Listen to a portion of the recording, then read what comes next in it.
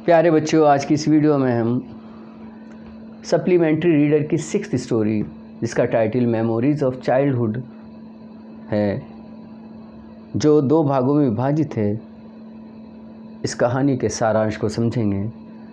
पहले हम first part का सारांश समझेंगे। तो शुरू करते हैं।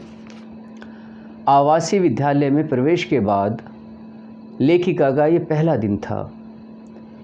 एक श्वेत सी महिला, जिसके बाल सफ़ेद थे, उसकी वार्डन थी। सभी आदिवासी लड़कियां सख्त जूते और शरीर पर तंग पोशाक पहने हुए थीं। लेखिका को ये पसंद नहीं था, लेकिन बाद में उसे मजबूर किया गया कि वे भी आदिवासी लड़कियों की तरह ही रहे। जब वे नाश्ता करने जाती थी तो नियमबद्ध होकर नाश्ता करना होता था।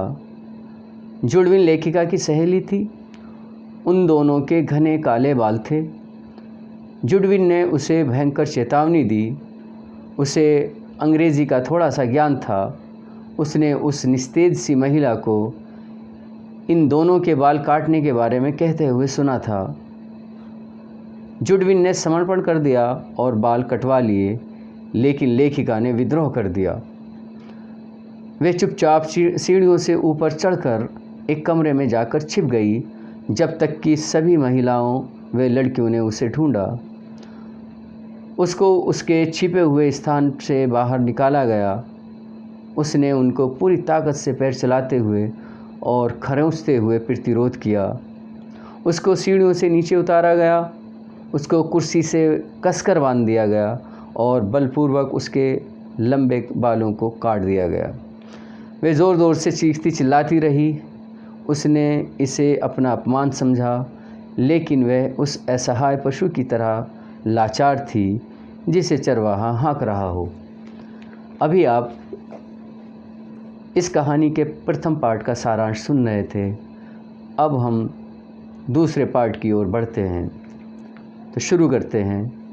जब लेखिका कक्षा 3 में अध्ययनरत थी, तब वह पहले ही छुआछूत को देख और महसूस कर चुकी थी। छुआछूत के कारण अपना अपमानित भी हुई थी। वह अपने घर का रास्ता 10 मिनट में तय कर सकती थी, लेकिन इसके लिए उसे आधे घंटे से लेकर 1 घंटे का समय लग जाता था। वह रास्ते में चीज़ों को निहारती हुई और मनोरंजन करते हुए घर वापस आती थी। एक दिन उसने अपनी गली के दूसरे छोर पर एक खलिहान देखा। उसकी गली के लोग कठोर परिश्रम कर रहे थे और बैलों की सहायता से पुआल से गेहूं को पृथक कर रहे थे। भूस्वामी वहां पास में आराम से बैठा हुआ था। उसकी गली का एक अधेड़ व्यक्ति भूस्वामी के लिए बाजार से बड़ाई लेकर आया था। कागज़ के थैले को उसने थैली की डोरियों से पकड़ रखा था। लेखिका ज़ोर से हंसना चाहती थी कि ऐसा बड़ा आदमी एक छोटे से पैकेट को इस प्रकार ला रहा है। वे घर आई और उसने पूरी कहानी अपने बड़े भाई को सुनाई। भाई ने उसे समझाया कि यदि अधेड़ व्यक्ति ने पैकेट को हाथ से छू लिया होता तो वो वस्तु अपवित्र हो गई होती।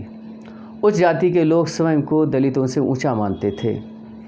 एक दिन उसका भाई, जो विश्वविद्यालय में पढ़ रहा था, छुट्टियों में घर आया हुआ था।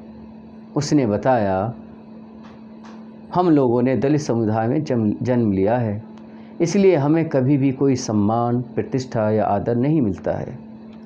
भाई ने उसे परिश्रम के साथ अध्ययन करने को कहा, तब लोग स्वतः ही उसके पास आने लगेंगे। उसने कड़ी मेहनत की और कक्षा में प्रथम स्थान प्राप्त किया और अनेक लोग उसके मित्र बन गए। प्यारे बच्चों, अभी आप सप्लीमेंट्री रीडर की 6th स्टोरी, जिसका टाइटल मेमोरीज ऑफ चाइल्डहुड है, जो 2 भागों में विभाजित है, का सारांश सुन रहे थे। मुझे उम्मीद है आपको इस कहानी के दोनों ही पार्ट का सारांश समझ आ गया होगा। आज की इस वीडियो में इतना ही। Thank you.